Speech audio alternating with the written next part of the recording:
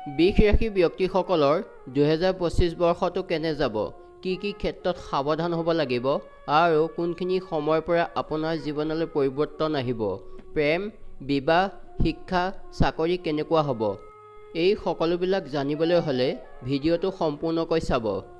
2025 বৰ্ষৰ বিষ ৰাশিৰ বাৰ্ষিক ৰাশিফল। জ্যোতিষ শাস্ত্ৰ অনুসৰি বিষ ৰাশিৰ স্বামী শুক্ৰদেৱ হয়।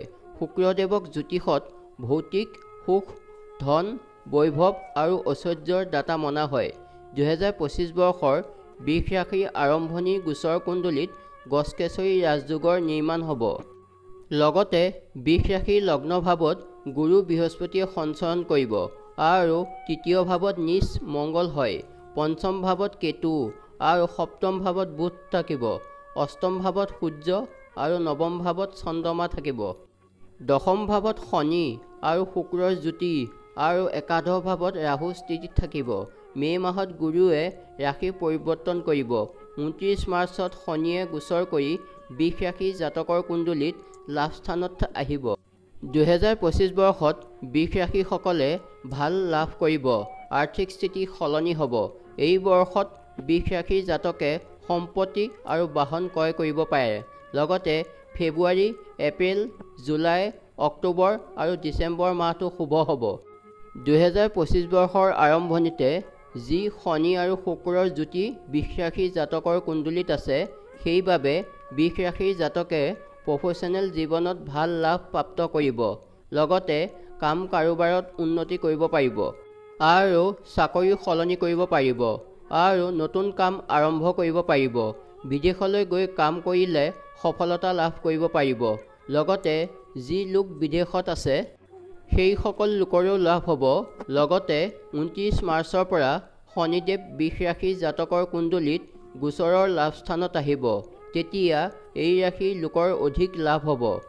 বিষ ৰাশিৰ ছাত্ৰৰ বাবে এই বৰ্ষ শুভ হ'ব, কাৰণ গুৰু গ্ৰহ বিষ ৰাশিৰ লগ্ন ভাৱত মে' মাহলৈকে থাকিব। মে' মাহলৈ ছাত্ৰৰ সময় ভালে থাকিব। এই সময়ত ছাত্ৰ ছাত্ৰীয়ে কোনো কৰ্চত এডমিশ্যন ল'ব পাৰে। লগতে বিদেশলৈ গৈ পঢ়াৰ ক্ষেত্ৰত আগবাঢ়িব পাৰে। বিষ ৰাশিৰ স্বাস্থ্যৰ বিষয়ে ক'লে, বিষ ৰাশিৰ স্বামী শুক্ৰ গোচৰ কুণ্ডলীৰ দশম ভাৱত বিৰাজমান হৈ আছে। সেইবাবে স্বাস্থ্যক লৈ কোনো ডাঙৰ সমস্যা নাই। লগতে গুৰু লগ্ন ভাৱত আছে বাবে কোনো ডাঙৰ চিন্তা নাই। লগতে বিষ ৰাশিৰ স্বামী শুক্ৰ গ্ৰহ ষষ্ঠ ভাৱৰ কাৰক হৈ কেন্দ্ৰত বিৰাজমান হৈ আছে। সেইবাবে কোনো গম্ভীৰ সমস্যা বিষ ৰাশিৰ জাতকৰ নহ'ব। কিন্তু সপ্তমত মংগল তলত আছে বাবে বিষ ৰাশিৰ লোকৰ অলপ স্বাস্থ্য বেয়া হ'ব। এই কথাত ধ্যান ৰাখিব লাগিব। সম্পৰ্কৰ কথা ক'লে, শুক্ৰ আৰু শনি জ্যোতি আৰু মংগল নিজ হোৱাৰ বাবে অলপ মিলাজুলা পৰিণাম দিব। 2025 বৰ্ষৰ আৰম্ভণিৰ প্ৰথম 4 মাহ বিষ ৰাশিৰ লোক অলপ সাৱধানে চলিব লাগিব। অবৈধ সম্বন্ধৰ পৰা দূৰত থাকিব লাগিব।